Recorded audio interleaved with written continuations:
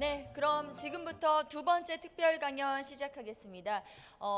시작 전에 다시 한번 안내 말씀드리자면요. 여러분들 중간에 질의사항 있으시면 좌석에 비치된 질문지를 작성하신 후 진행요원에게 전달해 주시면 저희가 시간이 되는 대로 여러분들의 궁금증 해결해 드리도록 하겠습니다. 자, 두 번째 특별 강연 발표자는요. 짐 뉴튼 테크숍 회장 겸 창업자신데요. 메이커스가 바꿀 미래, 1인 제조시대와 제4차 산업혁명을 주제로 강연해 주시겠습니다. 그리고 진행과 대담은 한국과학창의재단 김승환 이사장님께서 수고해 주시겠습니다. 자, 두 분께서 이미 단상 위에 올라가 계시는데요. 여러분 큰 박수로 환영해 주시면 고맙겠습니다. 네, 앞서서 저희 정 이사장님께서 마무리 멘트를 해주시면서 두 분께서 제시해 주시는 요즘 이제 이런 시대에 우리가 살아가야 할 적절한 준비책에 대해서 좀 잘 들어가셨으면 좋겠다 해주셨는데요. 두 분의 말씀 기대가 됩니다. 자, 김승환 이사장님 진행 부탁드립니다. 네, 일단 영어로 이제 진행된다는 걸 먼저 말씀드립니다. 이 채널을 맞춰 주시길 부탁드리겠습니다. So good morning. This is the second session of today, and we'll discuss the topic inspiring a world of makers. So welcome to the world of makers. So my name is Swang Kim. I'm president of COFAC, Korea Foundation for Advancement of Science and Creativity. Today we are here to talk about makers. So, question: how many of you know the meaning of the makers, or how many of you believe that you are makers? So, well, I mean, this session will talk about makers. We're going to introduce the wonderful world of makers, and where anyone, but virtually anyone, can try to be a maker and try to turn creative ideas into reality. So visible products or inventions. With the help of modern tools such as 3D printers and etc., they are now readily available, accessible to the general public, including even primary school kids. Indeed, today's DIY can be tomorrow's made in Korea or elsewhere. So this session will consist of presentation by a distinguished speaker of about 30 minutes, and we'll take questions from the floor afterwards. So please write down your questions on the paper on your side and hand them to our staff before the question and answer session. Right. Now let me introduce our speaker, and we are privileged to have Mr. Jim Newton, who is the founder and executive chairman of TechShop. Jim co-founded TechShop in 2006, 10 years ago, as he sought for a place to work on his own inventions. As you know, TechShop provides makerspace and equipment for individuals and small companies to turn their ideas into reality. So building prototypes and inventions and projects. Well, currently TechShop has 11 shops throughout the United States and 3 shops worldwide, and perhaps opening a new one in Korea soon. He can tell us more about it. Jim was previously a science advisor to the Discovery Channels, so his show called Mythbusters. So he certainly understands the entertainment and delight of making things. So he's here to share his experiences and insight. Please welcome Mr. Jim Newton. Thank you. Is the clicker up there? Thank you, Dr. Kim, and thank you to the organizers of Strong Korea. I'm very excited to be here. I think Korea is definitely ready for the maker movement, and I want to do whatever I can to work with folks here to make that happen. So you asked everyone how many people are makers. I didn't see anybody raise their hands. I raised my hand. How many people here would consider themselves makers, and let me define that a little bit. How many people here have an idea in their head of something that you'd like to make? Could be something, maybe a gift for someone. It could be maybe an invention idea, even if you think it's silly. Maybe something to improve your house or your car, or maybe a cooking device in your house. How many people have any kind of ideas? And don't be embarrassed. I know there's a kind of a stigma here about this a little bit. Good. Now, we're going to go around the room and hear everyone's ideas. No, that's not really. We don't have enough time for that, although that is actually a really fun thing to do. So I want to talk to you today about what we are doing in the US and some other countries now to help people take those ideas that are in their heads and make them into real things. And like I said, it could be just a personal project. It could be a basis for a very large and successful company. It doesn't really matter. So let me go through and kind of show you what I think the problems are in this, in trying to get people to become makers, and how we are trying to solve that problem through my company, Tech Shop. And then at the end, I'm going to show you a fairly large collection of projects and ideas that our members have actually used Tech Shop as a platform to actually produce. And you'll see some of them are crazy, some of them are huge, some of them are silly, and it doesn't matter. It's just about taking those ideas and making them into real things. All right. So like I said, and those of you that did not raise your hands, when I asked you if you have an idea, I think if I sat down with you and talked to you, and I could coax that idea out of you, and you would eventually tell me about it. And once it came out, you would probably tell me all about it, because you probably think about it every so often and think, gosh, you know, it'd be neat someday if I could make that. But you've given up on it because, well, there's a lot of reasons that I'm going to go into why people tend to take ideas that they have and give up on them, push them back, and never pursue them. I kind of mentioned these ideas before. It could be a product or business idea, a new technology. It could be a gift for someone. You want to make, take a glass and put your friends their names on for a wedding gift and give it to them. Very personal kind of thing, something like that.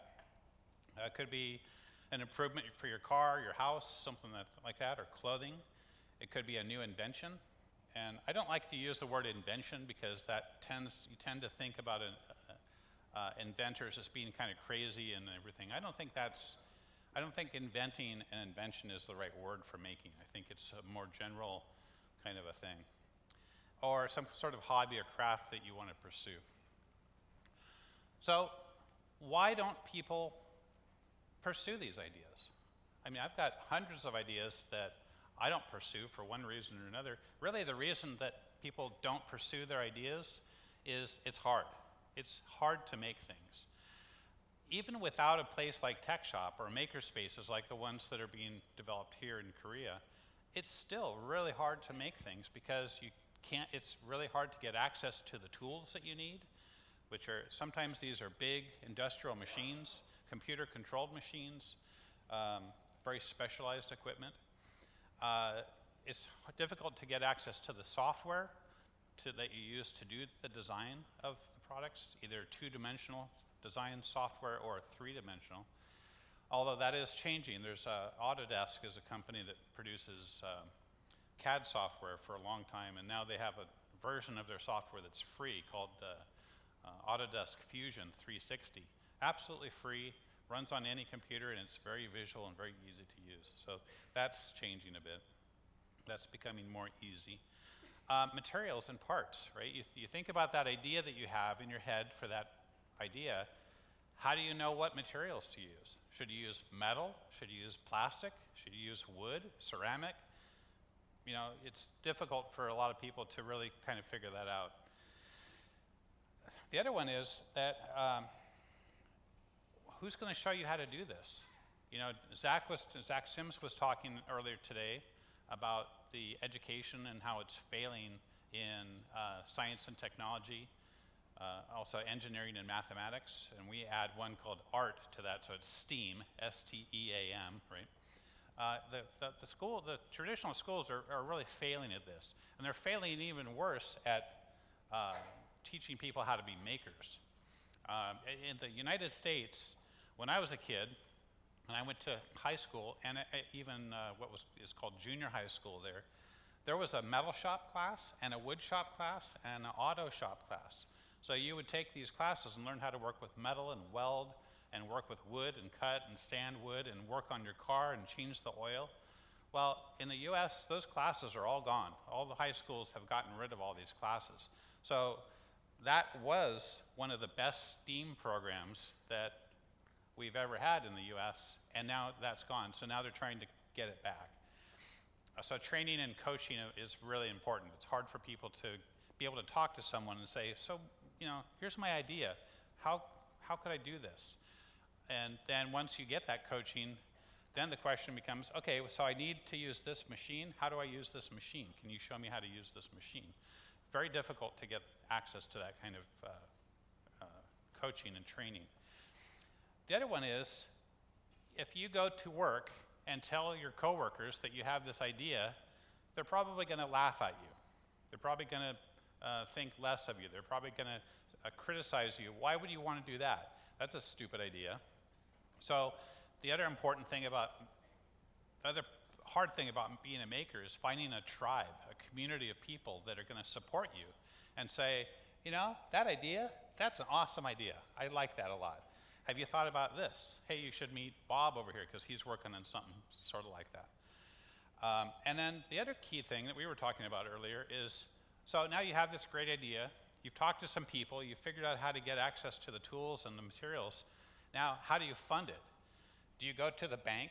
Do you go to your local bank and say, hey, I have this idea for this thing.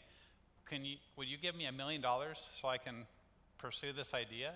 The bank's probably going to say no, because you probably don't have a business plan, and you don't always need a business plan for these things. So platforms like Indiegogo and Kickstarter, and what's the one here? Dr. Kim, what's the crowdsourced funding platform here called? What's the main one? There are 14 ones. Okay. Yeah, tumblr.com and etc. There are 14 Okay. of them. Yeah. So these allow an everyday average person, anyone in this room, to take their crazy idea, that's not a bad term, that's a positive term, and pitch it to a bunch of other people. And if they like your idea, they'll give you money. That gives you the cash you need to actually start that company and actually produce that product. That's never happened in the history of humankind before. But because of these things, I kind of jumped the gun a little bit explaining kind of the solutions to some of these, but these are the things that make it really hard and make people give up on their ideas. So we're trying to, you know, obliterate that. We're trying to get rid of all that. So if everyone has ideas of things they want to make, how do we empower them? So I kind of talked about this a little bit, right? We reduce the costs of innovation. Instead of you having to buy a very expensive milling machine, how about you just come to Tech Shop and buy a membership and just use it there, right? We'll pay for it, we'll maintain it, we'll show you how to use it, and you just come in and use it. And we were talking about this just before the thing too. Let non-engineers become engineers, right? Everybody in this room can do this stuff. It's not hard. You're going to see all these things that people have done with our machines and software and tools. Everyone in this room can do this stuff. Just because it looks like this big scary machine that cuts metal and makes sparks doesn't mean that you can't use it. So I think the idea of allowing anyone to become an engineering person and do product innovation and even technology development, even though they don't have any right to do that, they don't have a degree, they don't have any experience, they've never been paid professionally to do that, I think that's completely okay. Zach was talking about this earlier, encourage kids at a very, very young age to make things, and in his case, to code things, right? Do it for fun. It's not like, if you position it like it's a new, longhand math that you have to learn in school, you teach kids to program, they're gonna hate it. So how about you wrap it in kind of a fun project and get them excited about it? This is a big thing that I like to talk about is make innovation a recreation. Make it a fun, leisurely pursuit instead of a job that you have to go do. I think that's kind of and I think we'll talk about that later. Sometimes I go to conferences where there's the title, like the word make is in the title, or innovation, is in the title, or all these words talking about the maker movement. I really want the day to happen when we don't have conferences about innovation. We don't have conferences or magazines about making, because everybody just does it. And I'll give you a real quick example. How many people were around in the 1980s? I was. There was a thing called desktop publishing that just started back then. And that was where you would take your computer and you would have a printer and you would design brochures and graphics and things like that. And you would print them out and make brochures. And if you did that, you were called a desktop publisher. You actually referred yourself to that, and there were conferences about desktop publishing and magazines about desktop publishing and all that. There aren't any conferences or magazines about desktop publishing anymore because everybody in this room does it.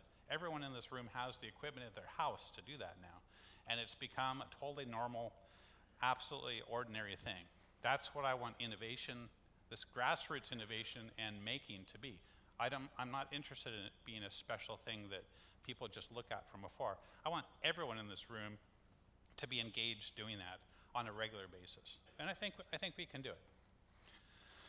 So, obviously I started Tech Shop, so obviously I think the solution to this is Tech Shop, but I'm going to talk about it more broadly as far as I think the solution is to have a very wide network of maker spaces in general that provide these resources to people.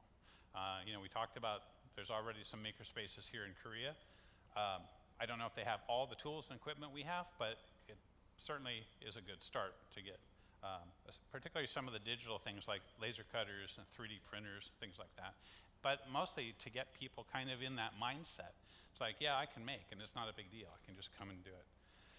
So Tech Shop is a membership-based, open access, do-it-yourself machine shop and fabrication studio, and often called a makerspace. How many people have heard of the term makerspace before today? Yeah, maybe a few. We were talking about this earlier too. Hardly anybody knows what that term means. And there's another analogy that I'll give you about this problem of people not understanding what a makerspace is.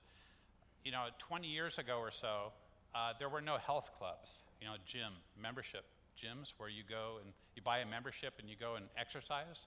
Those didn't exist 20 years ago before that. And so obviously nobody knew what a health club was when you said, hey, there's this health club that just opened up down the street. It was something that people had to figure out what it meant, and it had to kind of bubble up through the consciousness of society. And also knowing that that kind of thing exists. Before that, people didn't know that even existed, so they didn't look for it. They didn't look for a place that you could go exercise at and use other people's equipment. So this is kind of, we need to bring this consciousness into our society. And I kind of just talked about that Tech Shop is just like a health club model. You buy a membership, it's about $100 a month US right now, and you can come in and use all of our equipment and tools. There's no extra fees on top of that. You just come in and hang out and make stuff. So what exactly does Tech Shop offer? We offer just about every kind of tool, machine, design software to make just about anything. If you look around in this room, there's not very many things that we couldn't actually make at Tech Shop, or you couldn't actually make. Almost everything here. You want to make some cool table pedestals for your next conference? Yeah, that's easy. Laser cutter, some acrylic, and some screws and glue, and you're done. You could actually make that pretty easily. Kind of hard to imagine that, but yeah, you can do that. Like I said, the membership's about $100 a month. We have classes and training. We have classes on all the different machines and tools and techniques at Tech Shop. Plus, we have a lot of things like workshops and personal training. So you have an idea, but you just need a little bit more personal coaching. One of our staff can help you with that too, because that's part of one of those key things that I mentioned is hard to get access to. We also do like team building events where we'll have people come in and one of them is called whiskey and welding. I don't know if that's going to translate or not. But we actually have them weld first and then drink whiskey. So it's, we have a lot of STEAM programs for kids. We have a full summer school program plus after-school programs for kids. And the kids are not doing little, straws and toothpicks and glue. They're using the machines. They're making real stuff. They're doing programming of electronics, incorporating the stuff in. They're welding. They're cutting metal. They're doing real, actual maker activities because that's what we want them to get used to doing. And like I said, the community there at Tech Shop is, no one's ever going to tell you that your idea is stupid. They're going to be so excited to hear your idea and want to talk to you more about it that sometimes it gets a little bit too much. You just want to say, just leave me alone. I want to work on my project for a while. But that's okay. I don't need to really go into this stuff too much, but we've developed a lot of custom kind of back-end stuff at our makerspace at Tech Shop to manage to make the experience at Tech Shop a lot better for our members and make it easier for our staff to administer the services. But we do have the potential, the last item there, we do have the potential to impact millions of people on the earth with exposing them to making and helping them to develop these technologies. And that's not something, maybe we'll talk about this after, about how I started it. It's not something that I expected would ever happen. So I won't read too much. You can look at this. I think these are available later. But we have 8 locations in the United States right now that are open. We have 3 in other countries, Paris, Abu Dhabi, and Tokyo. In development, we've got a bunch of different cities that we're trying to open in. And lastly, if you look over there on the very right side, we've been trying for over a year to open a tech shop here in Seoul. So just had dinner with a team last night that's trying to do that. I'm having dinner with them again tonight. So I can't give you a timeline. If you ask me when it's going to open, I won't know because it's just going to have to be as quick as we can. Lots of really great partners. Kind of our model now for opening tech shop locations is a partner will be interested in having a tech shop for their community, so they'll contact us and they'll actually fund the location for us. The first one that ever happened with was Ford Motor Company. And they called us up. This is when we had 2 locations. We had our first one in Menlo Park, California. We had one in San Francisco. And we got a call from Bill at Ford. It wasn't Bill Ford, it was another Bill, but he said, hey, we really want a tech shop in Detroit. What are the chances of that happening? And we said, 0 chance, because we don't have the money to do it, and I don't know if there's a market in Detroit. I don't know if there's enough people that can afford a membership. So Ford said, well, it's really important for us to have a tech shop in Detroit. What if we just pay for it? So they did. And it's been very successful for the community there. We've had a lot of interest from, you saw the Prime Minister was here today interested in this whole movement of increasing awareness of science and technology to kind of grassroots everyday people. Same thing in the United States. President Obama came, I got to meet him. He came to Tech Shop and gave a speech. And then I got to go to the White House the next day and hang out with him at his place. It was nice. And then a lot of interest from the Japanese government and Japanese companies about tech shops. We opened the tech shop that's in Tokyo with Fujitsu as our partner. And we're opening, we think we're going to open about 5 of them in Japan with Fujitsu as our partner. We also developed, I don't have a slide for this, I took it out, but we built a big trailer that's almost as long as this stage, that's a small version of a tech shop, but it's designed for STEAM programs for kids. So Fujitsu helped to pay for that, and we take it around to schools and get kids like super excited about doing 3D printing and laser cutting and electronics and kind of stuff that you can do in that kind of an environment. And they're just super excited about it. It's hard to measure economic impact of any initiative like Tech Shop or any kind of government program, but as close as we can tell, so far we've generated about $12 billion in new shareholder value. In other words, new stock in companies that start from TechShop. About $2 billion in annual product sales, 2,000 jobs, and $200 million in annual salaries. It's got to be a lot more than that, because I've had this slide in there for a couple of years. When you give access to this platform to people, people use it to create all kinds of amazing things. So that's what I want to show you now. I want to show you some of the things that people have made at TechShop. And as you're watching these, think about your idea. You know, you do have an idea in your head. I know you do. Everyone in this room does. But think about, most of these people that you're going to see had no idea how to accomplish these projects, how to get these actually built. They had no idea what tools to use, what materials to use, how to fund the project, how to hire people, how to manufacture it, how to distribute it, how to support customers. They had no idea about any of this stuff, but they all were successful in doing that. So the first one I want to show you is Ken. Ken and a couple of his other friends started this motorcycle company making electric motorcycles, because they had this idea. You know, you've heard of Tesla Motors probably. They wanted to be the Tesla of motorcycles. So they have no formal training in automotive or motorcycle technology, none. But they were able to build these, design these and build them, and they are currently the world's fastest electric motorcycle. They're actually just about to become the fastest motorcycle of all, even gasoline powered.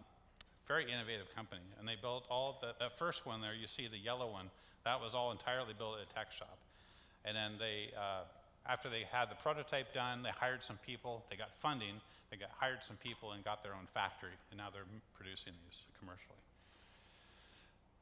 How many people have ever wanted a jetpack to go to work on, right? Be kind of neat to fly from your house to your work. Yeah, I saw some hands go up. Well, Andy actually did something about it. He actually made a jetpack, and this jetpack actually works. Now, Andy doesn't actually use this jetpack himself. He's not that stupid. He hired a pilot, and the pilot actually does shows in the US with this jetpack. But it's funny because he has become the world's leading expert on jetpack technology, and he actually works for NASA now on the jetpacks they use for spacewalks and things like that. NASA came into Tech Shop one day, which is, it's even funny just to say that that happened, but some guys from NASA came in, and Andy was working on this nozzle. He had 3D printed this new nozzle design, and he was testing it with compressed air. And the NASA guys happened to see him, and they said, well, what is this? And he says, well, I'm just making this new nozzle design. I'm sure you guys are using this on your stuff already, right? And they said, no, we're not. We have not seen this design yet. So they hired him, and now he's doing nozzle design for NASA. But he has no formal training in rockets or jetpacks or space travel. He just was excited about it, became an enthusiast, and started experimenting and started making things. So it's, you know, anyone can do this stuff. We actually had, speaking of NASA, we've had a couple of satellites that people have made at Tech Shop that have actually been put up into orbit from the space station. Pretty neat. And I don't know, is there a laser in here? No, I don't think there is. You see the yellow bands around? So that's actually the antenna for the satellite.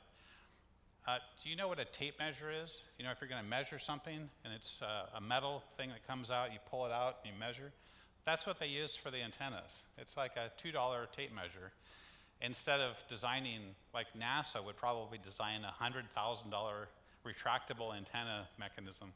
This one, just as soon as they launch it out into space, they pull a little release pin and the tape measure kind of goes boing. It just sticks out. Cheap and effective, and it worked great. Okay, so this is one. I always like to ask people when I see them at Tech Shop, you know, what are you making? You know, what are you working on today? So Michael says, oh, I'm making a diamond machine. And I said, what do you mean, you're making a diamond machine? He said, yeah, it makes diamonds. And I said, you mean it makes synthetic diamonds? No, it makes real diamonds. You can't tell them apart from real diamonds. And I said, okay, well, I'm going to go over here because I think he might be a crazy inventor. But he actually got it to work, and now he makes diamonds. And his idea is, what he wants to do is actually, he wants to make a diamond ring that is a ring made out of diamond. The whole thing is formed in a ring.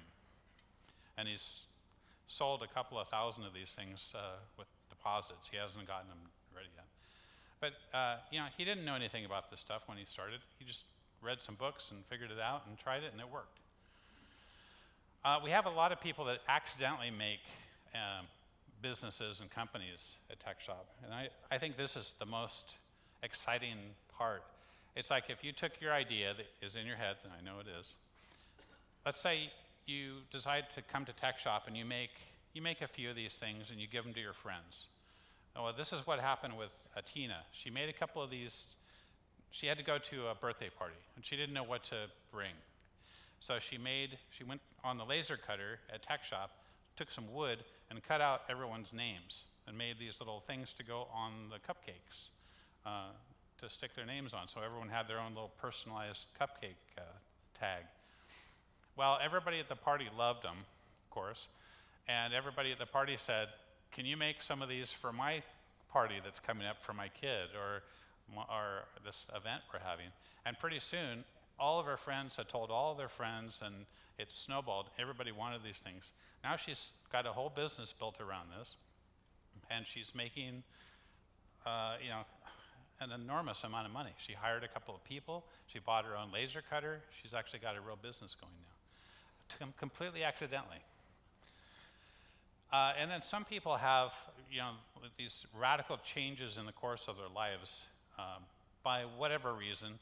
In Perrin's case, he was a copywriter writing, advertisement words and slogans, and he lost his job because he's like 70 years old, I think, something like that. And he's like, he had no idea what to do with his life after that. It's kind of late to go and get training. Well, I don't think so, but he thought so. So he came to Tech Shop, and something he's always wanted to do is make jewelry, design and make really kind of avant-garde jewelry designs. So he did, and now he's got his jewelry in museums all over the United States. He's making a lot of money off this, and it's really fascinating how people can change their life like that through Tech Shop. And I was telling Dr. Kim before, a lot of people will come up to me at Tech Shop and they'll say, hey, I have this idea for this new invention. I don't know if it's going to work or not, but I'm going to start working at it at Tech Shop and see if I can get it to work. Do you think I should quit my job and pursue this idea? And my answer to them is, yes, you should. You should quit your job right now and pursue that idea. It's not my life. No, but they're almost always successful. This is a good example of someone that had no idea what they were doing when they started. David had this idea for an underwater, basically it's an underwater drone. So instead of a drone that flies around in the air, this is a drone that goes underwater. And it can take photographs and it can navigate around and explore waterways without the danger of a human actually going under the water. When he started this company and this project, he had absolutely no idea. Again, he didn't know what tools to use, he didn't know what materials to use, he didn't know anything about submarines, and he just researched and talked to people and tried, made some prototypes and failed and tried again and failed and eventually got them to work. And now he has one of the largest underwater robot companies in the planet. And he's like the world's expert on this now. He actually wrote a really great book called Zero to Maker that describes his journey of going from not knowing anything to starting a company. Yeah, cool. I was just going to ask how much time I have left. Mark Roth, this is a really great story, and talk about how maker spaces and this empowerment can really change society as a whole. Usually we think of this kind of initiative as helping people graduate from college and get good jobs, or graduate from college and get good, start new companies and produce jobs that way. This is a kind of a different angle. Mark was homeless. He was living in San Francisco on the streets. He was going to a shelter every day to get food and sleep at night. And he was at the shelter and he found a tech shop postcard, one of our little advertising cards, in the garbage. So the thing that bothers me about this story is that someone threw our postcard in the garbage, but that's a different thing. Anyway, Mark finds this postcard in the garbage and says, oh, what's this? Oh, this is just not too far from here. I'm going to go check it out.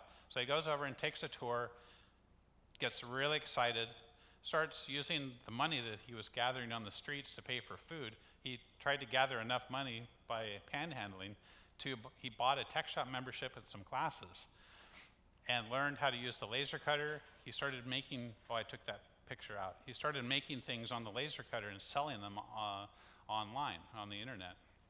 Started making some pretty good money doing that. And he thought, wow, this really transformed my life. I really want to use what I've learned to help other people get themselves out of the shelter and help them build small businesses like this. Because you can cut some little trinkets out on the laser cutter, you can sell them for a lot of money. There's websites, I don't know if Etsy is popular here. Maybe there's some Korean versions of Etsy. There's eBay. There's Amazon now has a maker section. So there's a lot of venues now that allow people to take what they are making and sell them. Certainly Kickstarter is a good example of that. So really cool. Now he's helped dozens of people go through and follow his path and get themselves out of the shelter and into self-sufficient lifestyles. Really cool. And then, you guys have all heard of 3D printers, I'm sure. So Espen wanted to do a new type of 3D printer. He didn't know anything about 3D printers as far as how to make them, so he researched it, figured out what the problems were with 3D printers, and made his own. And now they have a factory over in the Bay Area. They have about 50 employees, and they're cranking these things out. They actually have, if you don't really have, the picture's not very good, but in the background of the picture with him, their new printer is made out of metal, and it's, what's that? Yeah. Max developed this. This was a Kickstarter project, and it's just one of these ideas that he had. Someone had this idea and then wanted to pursue it. So this is just it looks like a book, and you open it up and it turns into a light. It lights up. You can stick it together. You can hang it up. You can do all this stuff. Who would think of that? But nobody would fund it. No bank would touch that. So he was able to do that. Anton made a foldable kayak. He sold a ton of these things, and just because, again, he wanted to go out on the bay, but he didn't have room in his apartment in San Francisco to store a big full-size kayak. He wanted to be able to fold it down into a little pack and, slide it behind the chair. Patrick made these high-end cases for iPads, and he's been very successful. Made about $40 million so far on these. And when I met with President Obama, he showed me his Dodo case that he had purchased.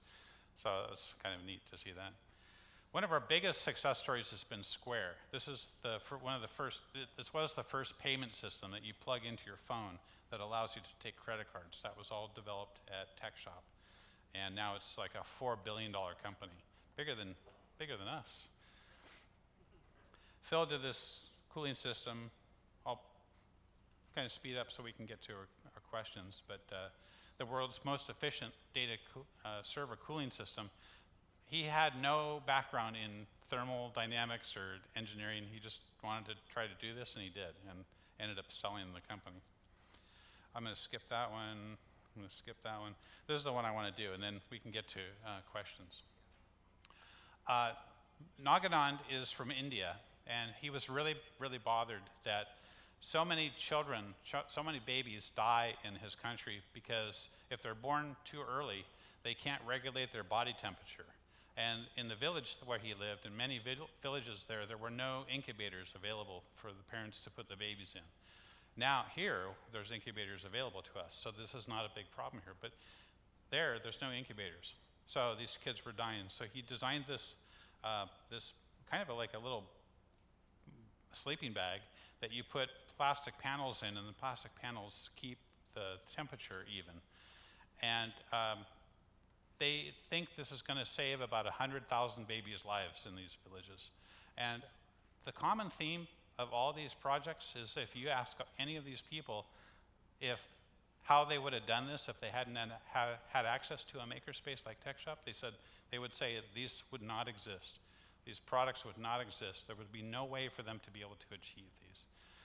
So I'll wrap up by just saying, I think it's really, really important for us to think about the value and the ramifications that will happen if we do give everyone access to these kind of tools. You see what some of the people are doing with this.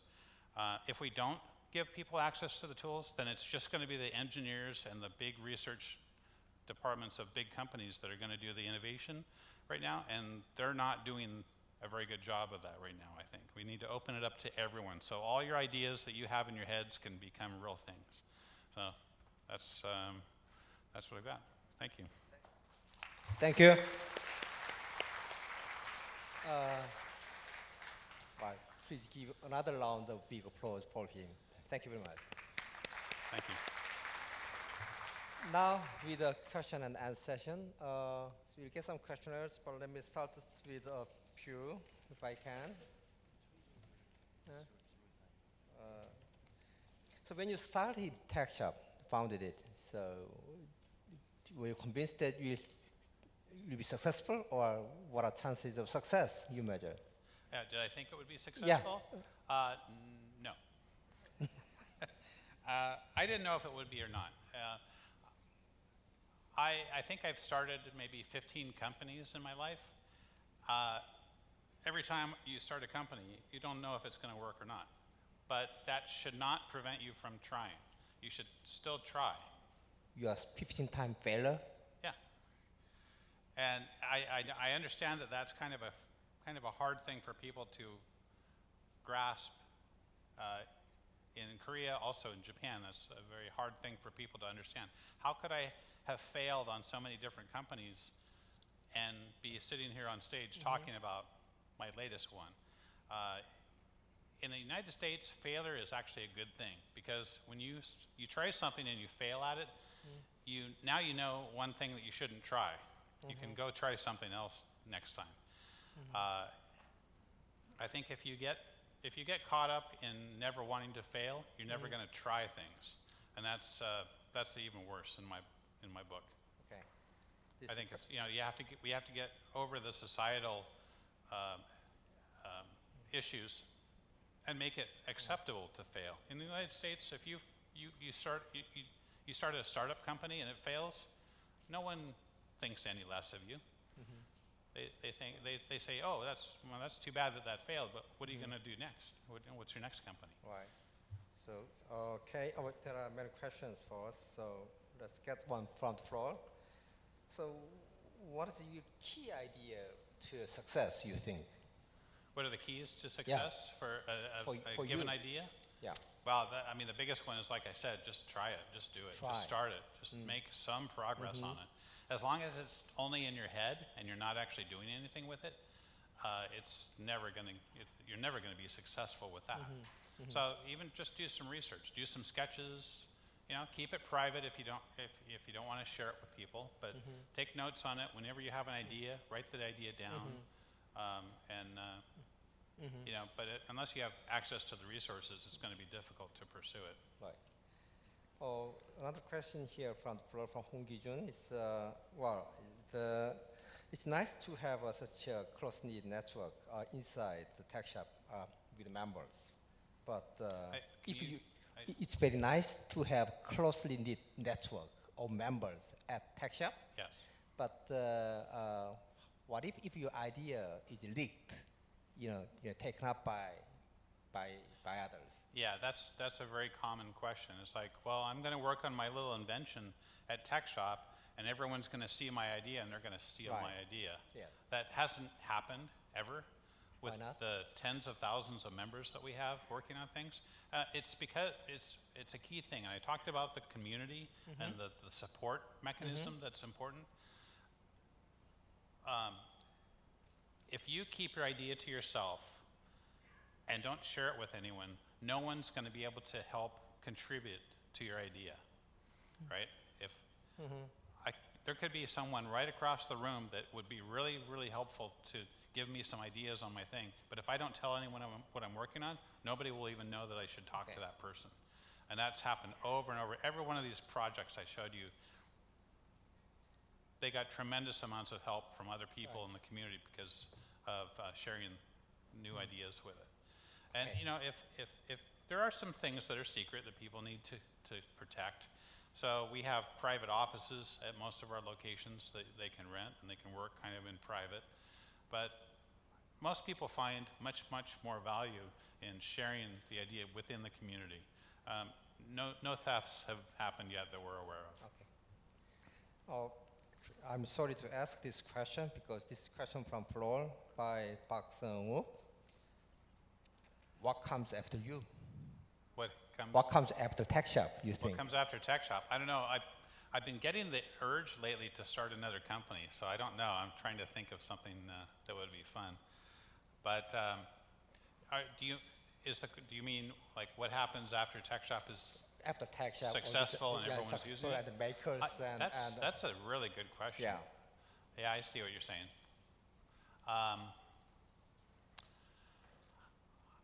I don't know. I mean, I guess the Tech Shop's role at that point will have been to make it a very normal thing and make it a very common activity, right? Making. I guess the best analogy is like desktop publishing, right? So some of the companies that were really early on helping to push desktop publishing, they're not really big players anymore like they used to be, right? But they did help to empower everyone to be able to do desktop publishing. So probably that kind of role too. Right. I mean, it is hard to get access to the tools, so someone's going to have to keep providing the tools, I think, because you're not going to want to have a big water jet cutter that's almost as big as the stage in your house. Yeah. You know, you're always going to need probably a place to go and use tools. So we probably would continue with that. But we want to build thousands of tech shops all over the world. So we've got a lot of work ahead of us. Okay. There's another question by Joshi Lee. And there's in Korea, there's a big push by the government to expand these maker spaces, create spaces in terms of infinite imagination labs, 무한 상상실. So in terms of cooperation between the, say, government and so also some civilian sectors like you and some other maker communities. So what is your advice? What do you think? What has been done to make it successful? To the governments? Yeah.